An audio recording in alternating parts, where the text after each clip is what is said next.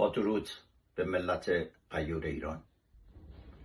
امروز ما در یکی از سرنوشت سازترین مقطع تاریخی معاصر ایران ایستادیم. لحظه‌ای که آیندگان از ما خواهند پرسید در زمان کشتار، سرکوب و فریاد مردم ایران برای آزادی کجا ایستاده بودید؟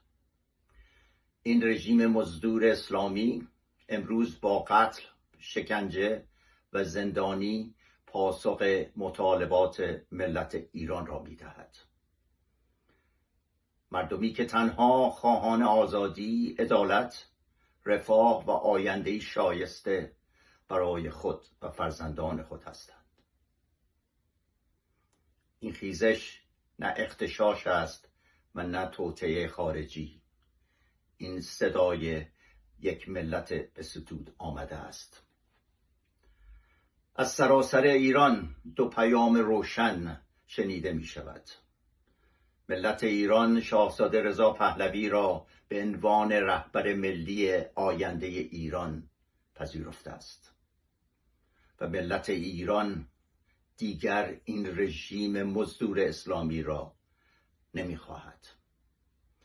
ما که سابقه خدمت در نیروهای مسلح شاهنشاهی ایران را به یاد داریم، ارتش برای دفاع از میهن و ملت ساخته شده بود، نه برای سرکوب آن.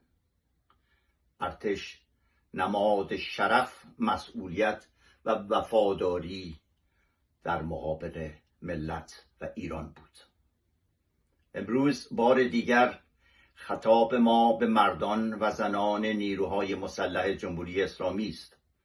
شما برای دفاع از مردم آموزش دیده اید، نه برای ایستادن در برابر آنان.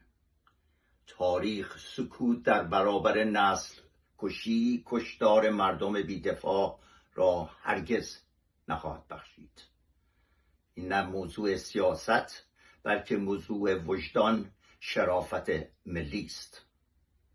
هر افسر، درجدار، سرباز باید از خود بپرسد در لحظه‌ای که ایران به دفاع شما نیاز داشت، در کدام سمت ایستادید؟